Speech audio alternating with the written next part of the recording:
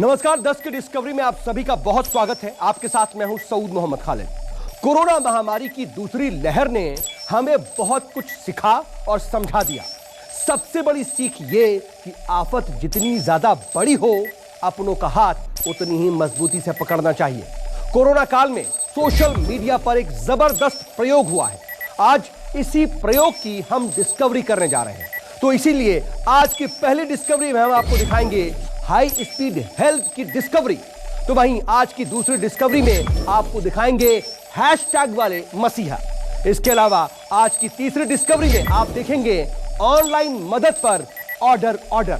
तो चलिए शुरू करते हैं आज की ये बिग डिस्कवरी।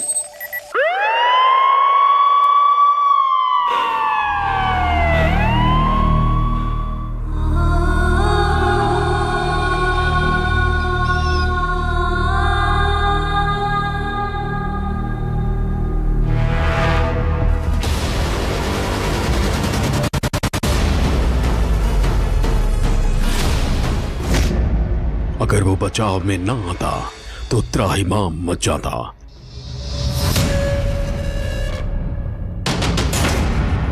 इतना अश्योरेंस दिया, इतनी हेल्प करी और इतनी हिम्मत अफजाई करी कि हम इस चीज़ में कामयाब हो सके और बाकी दूसरे केसेस को हैंडल करने में भी हमें और हिम्मत मिल रही है। अगर वो ढाल ना मिलती तो 6 लाख सांसें थमती।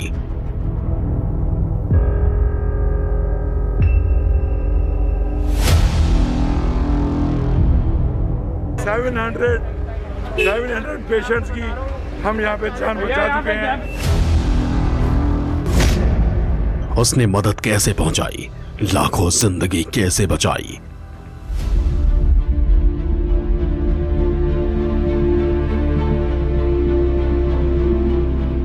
ये वाला खाना पर्टिकुलरली ये सर्विस हमने इन सहयोग से उन लोगों के लिए की है जो कोरोना पॉजिटिव हैं, घर में होम क्वारंटाइन है और जिनके घर में खाना बनाने की स्थिति नहीं है। सबसे बड़े मसीहा की खोज जिसने मदद पहुंचाई हर रोज।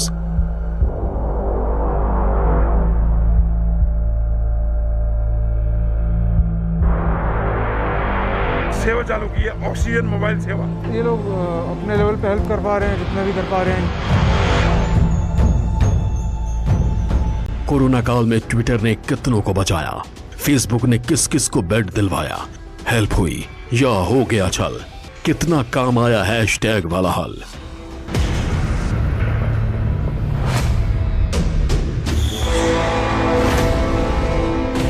कोरोना के जीवन रक्षक डोज, जिसकी मदद की खोज। आप देखिए महामारी में हाई स्पीड हेल्प की डिस्कवरी।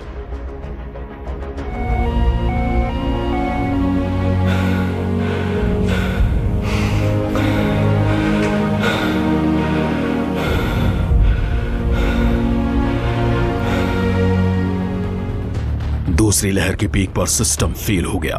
मरीजों की सुनामी अस्पतालों की तरफ दौड़ पड़ी। लगने लगा जैसे हर सांस बस उखड़ने ही वाली है। दवा से लेकर हवा तक हर साधन गायब हो रहे थे।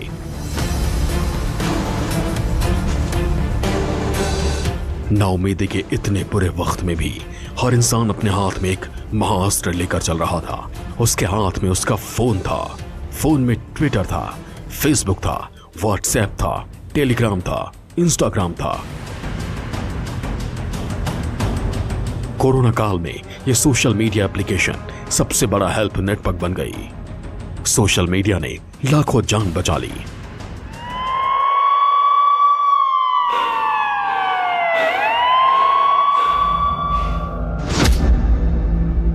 ट्विटर ने ऑक्सीजन दी। अगर 4G डेटा ना होता तो विनाश और होता।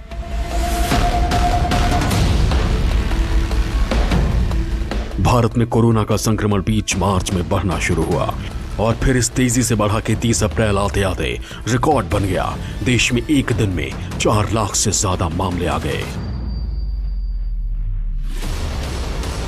एम्बुलेंस के लिए, अस्पताल के बेड के लिए, इंजेक्शन के लिए, प्लाज्मा के लिए, रुपए पैसे की मदद के लिए सोशल मीडिया उन मैसेजों से भी भर गया जिसमें मदद मांगी जा रही थी और उन जानकारियों से भी जहां से मदद मिल रही थी।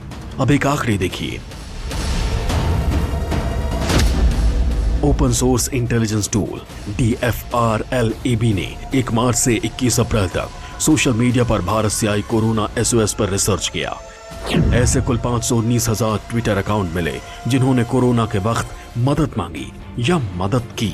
इनमें से 356,000 ट्विटर अकाउंट आम नागरिकों के थे। कोरोना के वक्त SOS ट्वीट करने वाले 41,000 ट्विटर अकाउंट पत्रकारों या कार्टूनिस्ट के थे। राजनेताओं और राजनीति से जुड़े लोगों के 24,000 अकाउंट से SOS ट्वीट किए गए। कोरोना काल में सोशल मीडिया के जरिए मदद पहुंचाने के लिए सबसे चर्चित नाम है सोनू सूद।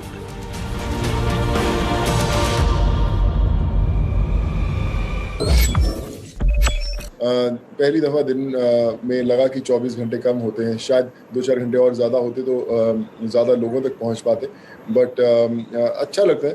फ़र्क नहीं पड़ता कि आपको कितना रेस्ट करने का समय देता है, पर आई थिंक लोगों की खुशियां और उनकी ज़रूरतें होती हैं, वो आपको हमेशा चौकन्ना रखती है।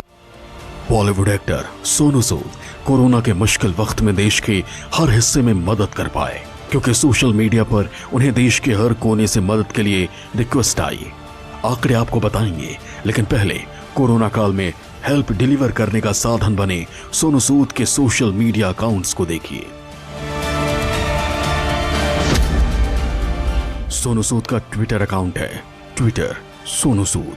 सोनू सूद के इस ट्विटर अकाउंट को 71 लाख से ज्यादा लोग फॉलो करते हैं। जनवरी 2021 में सोनू सूद ने चैरिटी फाउंडेशन का ट्विटर हैंडल ट्विटर सूद फाउंडेशन बनाया, जिसके 1,72,200 से ज्यादा फॉलोवर हैं। फेसबुक पर तो सोनू सूद के पेज Facebook/एक्टर सोनू सूद के 1,70,00,000 फॉलोवर हैं। तो मैंने ना एक हमारा डाटा बनाया था मैंने कि पूरा कितना 40% ऑक्सीजन था, 40% ऑक्सीजन का डिमांड था, 30 to 35% बेड्स से। तो आप ये सोचिए 75% ऑक्सीजन और बेड्स के अंदर ही दुनिया घूम रही थी हमारी। बाकी जो थे उसमें इंजेक्शन से लोगों को रेमडेसिविर की तकलीफें थी, टोसिलिजुमैब, ये सब जो इंजेक्शन हैं वो मिलते नहीं लोगों को, बड़ी मुश्किलें थी। तो ये था, पर मैक्सिमम जो 75% लोगों की थी वो बेड्स और ऑक्सीजन की जंग लोगों की लगी। तो बड़ा मुश्किल होता, अस्पतालों में 600-700 लोगों की वेटिंग चलती थी। किसी का एक मैसेज आया एक लड़की का कि मेरे फादर बहुत सीरियस हैं, ऑक्सीजन लेवल 75-77 हो गया, आप प्लीज़ बेड दिला दीजिए। और मैंने वो जैसे ही देखा मुझे लगा कि शायद इसी के लिए मुझे बेड मिला, और मैंने तुरंत उसको फ़ोन किया, और इसकी आवाज़ के अंदर रोते रोते एकदम खुशी की लहर आ गई कि मैं आपने मेरे फादर के लिए किया। और वो फादर जाने के लिए रेडी नहीं था हॉस्पिटल। मैंने उनसे बात किया, मैंने उनसे रिक्वेस्ट किया हाथ जोड़ के कि मैं आपसे वादा करता हूँ कि मैं आपको ठीक ठाक घर पे वापस लेके आऊँगा, पर लेकिन आप जाइए ज़रूर। सोनू सूद की तरह सोशल मीडिया के जरिए मदद की उम्मीद कई लोगों ने जगाई। कवि कुमार विश्वास ने अपने Twitter page office of DKV पर लोगों की मदद करनी शुरू की, जानकारियां पहुंचाई, जितना मुमकिन हुआ मदद पहुंचाई। कुमार विश्वास ने एक व्हाट्सएप हेल्पलाइन नंबर भी जारी किया। ये नंबर था 875-180-4444। Twitter handle office of DKV और एक व्हाट्सएप के नंबर मददगार बन गए। लाखों लोगों ने सोशल मीडिया पर मदद की SOS कॉल दी, और सोनू सूद, कुमार विश्वास, दिलीप पांडे, बीबी श्रीनिवास जैसे हजारों नायकों ने सोशल मीडिया को मदद करने का हथियार बना लिया। हजार लोगों का वॉलेंटियर से जो कोरोना वॉरियर है उन लोग को हम लोग ने पूरा देश भर आइडेंटिफिकेशन किया। बाद में किस तरीके का लोगों को मदद करना, एक अच्छे मजबूत साथी है, डिस्ट्रिक्ट प्रेसिडेंट है और तमाम लोग हैं, उन लोगों को टीम करके कैसे करना, क्या करना, एक टीम बना के हमने छोड़ दिया था। व्हाट्सएप और फेसबुक और सोशल मीडिया में, ट्विटर पे इन लोगों का मदद स्वीकार करेंगे और इनको सपोर्ट करने का प्लान हुआ। तो उसी हिसाब से पूरा स्टेट भर कंट्रोल रूम हो गया, दिल्ली में कंट्रोल रूम हो गया, और दिल्ली के कंट्रोल रूम के में पूरा देश भर का जो रिक्वेस्ट आता है उसको केस के स्टेट वाइज के हिसाब से सेग्रीगेट करके उसको पास करना और उनको मदद करने का काम हम लोग ने उसमें किया है। आपको सोशल मीडिया के सार्थकता बताने वाली कुछ कहानियां सुनाएंगे, मददगारों से मिलवाएंगे, लेकिन उससे पहले DFRLAB का ये शोध देखिए।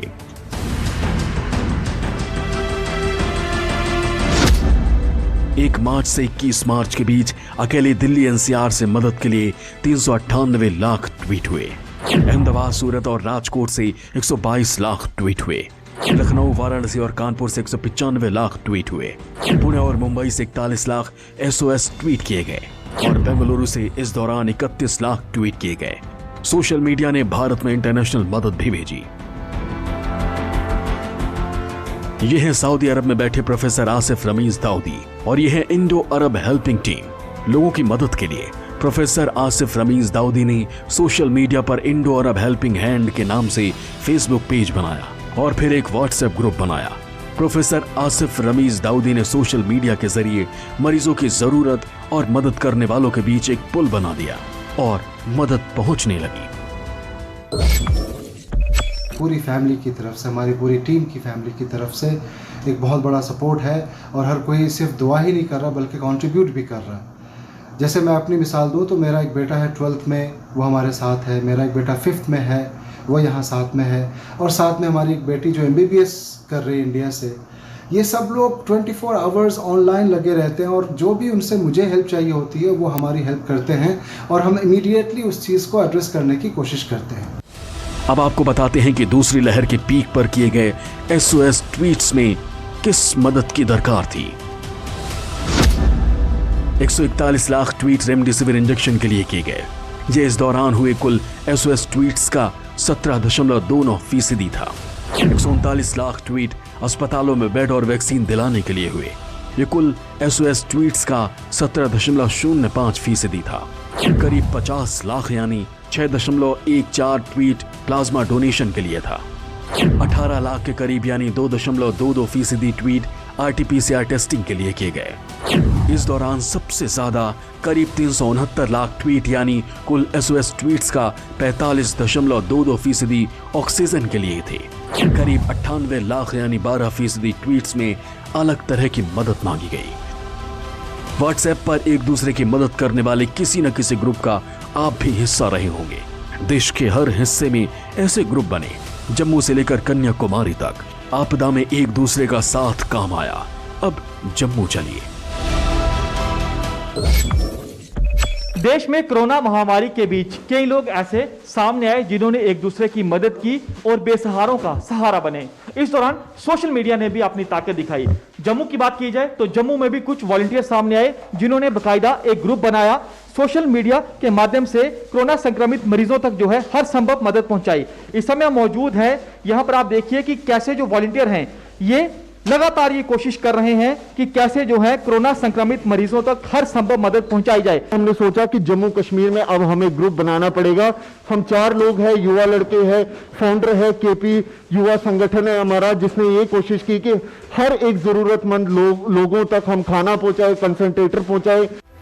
जम्मू के युवाओं ने कोरोना महामारी के बीच एक व्हाट्सएप ग्रुप बनाया। डॉक्टर्स को जोड़ा, ऑक्सीजन सप्लायर्स को जोड़ा, फार्मासिस्ट जुड़े, किराने का सामान बेचने वालों से लेकर दवाओं के सप्लायर तक जुड़ते चले गए और जरूरतमंदों तक मदद पहुंच गई। फोन पे मैंने नेट पे सर्च किया, इनका फेसबुक पे भी KP युवा संगठन नाम से पेज है, तो मैंने वहाँ अपनी क्यूरी डाली तो वहाँ से मुझे आंसर आया कि हम lunch dinner without any cost आपको प्रोवाइड कर दिए जाएंगे। तो इन्होंने लगातार 15 दिन 14 दिन डिनर, लंच और ब्रेकफास्ट हमें सहूलियत दी उसमें, जिस कारण मेरे जो रिलेटिव्स हैं वो अब ठीक हैं भगवान की दया से। हालांकि सोशल मीडिया पर मदद करना या मांगना कुछ लोगों को भारी भी पड़ गया। मामला सुप्रीम कोर्ट तक गया। फ्री फ्लो ऑफ इंफॉर्मेशन, जैसा कि सुप्रीम कोर्ट ने कहा है, हर व्यक्ति का यह अधिकार है, बोलने का अधिकार है मेरा, और उसके तहत ये कवर्ड है। और अगर किसी भी प्रकार से सरकार कोई दबाव डालने का प्रयास करती है, कोई भी प्रेशर डालती है कि आपके ऊपर सिविल केस कर दिया जाएगा या आपके ऊपर क्रिमिनल केस कर दिया जाएगा, तो ऐसा दबाव सहन नहीं किया जाएगा। सुप्रीम कोर्ट ने बहुत स्पष्ट शब्दों में कहा।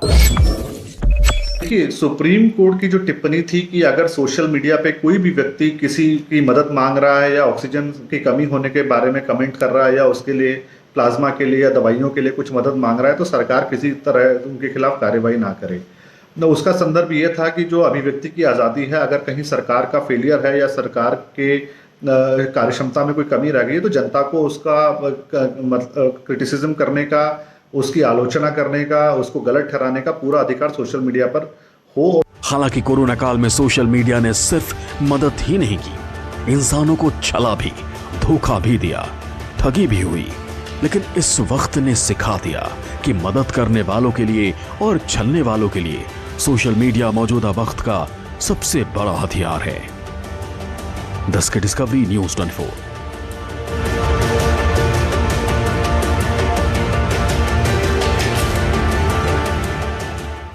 ऑनलाइन हेल्प भी हो रही है तो वहीं दूसरी तरफ ठगी भी।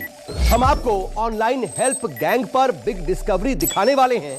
ये वो हेल्प गैंग है जो कि कोरोना काल का फायदा उठाता है, दुख के वक्त दर्द देता है और सब कुछ लूट लेता है। आपको इस गैंग से सावधान रहने के लिए यह रिपोर्ट आपको जरूर देखनी चाहिए।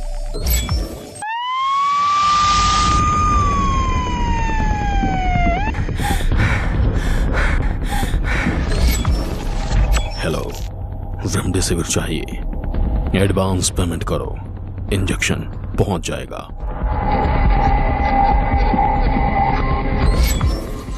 हेलो, आईसीयू बेड चाहिए? फौरन बुक करो, एक ही बचा है।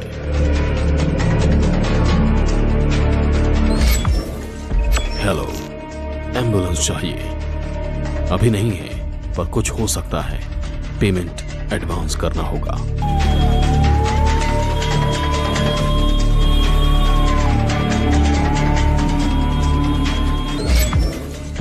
हेलो, ऑक्सीजन सिलेंडर चाहिए? इस लिंक पर क्लिक करो, हर जानकारी मिलेगी।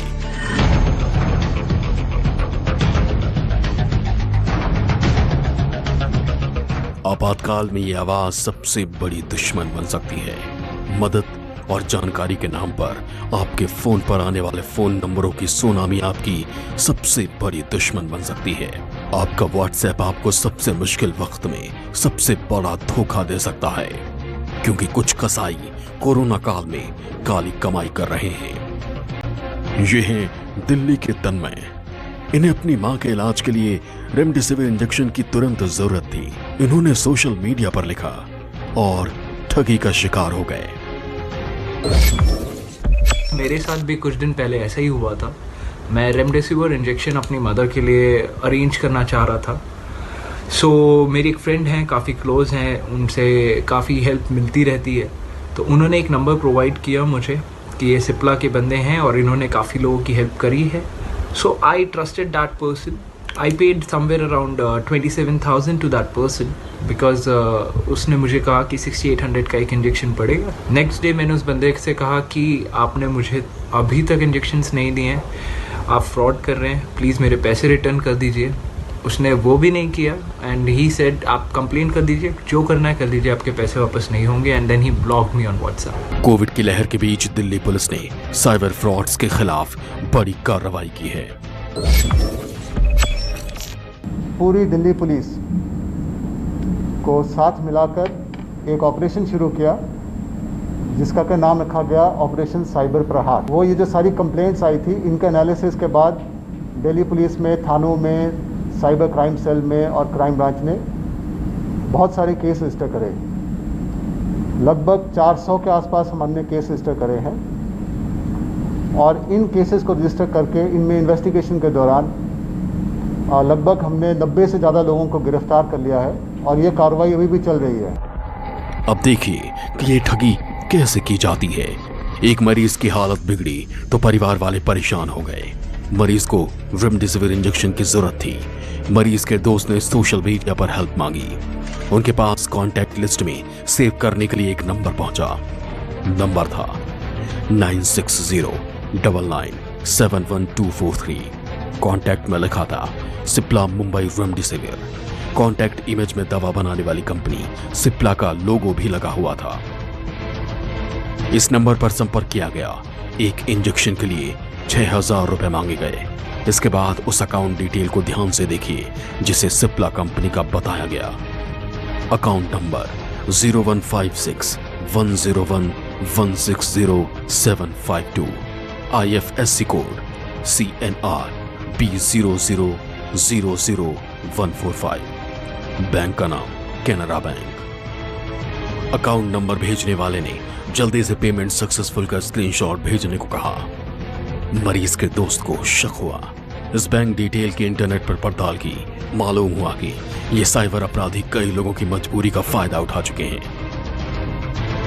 दिल्ली के मामले तो सिर्फ आंकड़ा भर है। सावधान, अस्पतालों में बेड उपलब्ध कराने को लेकर प्लाज्मा डोनेट करने तक के नाम पर ठगी करने वाले साइबर क्रिमिनल एक्टिव हैं।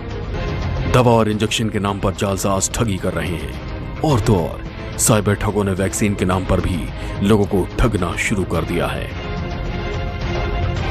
अपराधी सोशल मीडिया प्लेटफॉर्म जैसे फेसबुक, व्हाट्सएप और ट्विटर के माध्यम से अपनी कॉन्टैक्ट डिटेल्स लोगों तक पहुंचाते हैं। जैसा कि आप देख सकते हो कि आज हर कोई स्टेटस लगाता है जहां पर लिखा होता है कि इस पर्टिकुलर नंबर पर जाकर आप ये मेडिकल इक्विपमेंट या ये फैसिलिटी आप ले सकते हो। और जो व्यक्ति कोविड पॉजिटिव है या फिर ऐसी मेडिकल इमरजेंसी में है, वो उस नंबर को देखकर उस व्यक्ति को कॉल करता है। कॉल करने के बाद साइबर अपराधी उनको ये दिखाते हैं कि उनके पास इस पर्टिकुलर इक्विपमेंट या फिर फैसिलिटी का लिमिटेड स्टॉक है।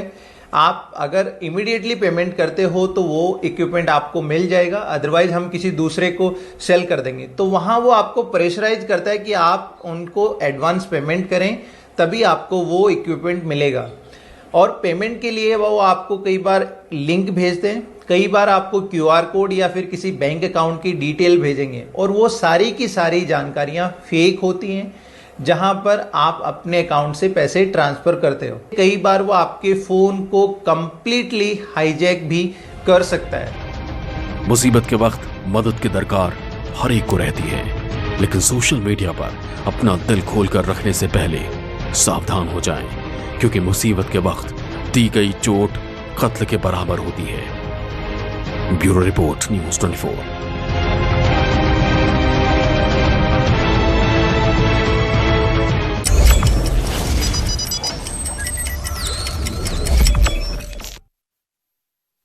नमस्कार, मैं हूं मानक गुप्ता। अगर आपको हमारा ये वीडियो पसंद आया हो तो इसे लाइक और शेयर जरूर करें। और हां, हमें सब्सक्राइब और फॉलो करना ना भूलें, ताकि आप देश और दुनिया की कोई खबर मिस ना करें। चाहे कोई ब्रेकिंग न्यूज हो या कोरोना वायरस से जुड़ी कोई भी अपडेट, पॉलिटिक्स हो या आपकी जेब से जुड़ी कोई खबर, इलेक्शन की कोई न्यूज हो, कोई कंट्रोवर्सी हो या फिर कोई वायरल वीडियो, सब कुछ मिलेगा न्यूज़ 24 पर। तो जुड़े रहिए हमारे साथ और देखते रहिए न्यूज़ 24।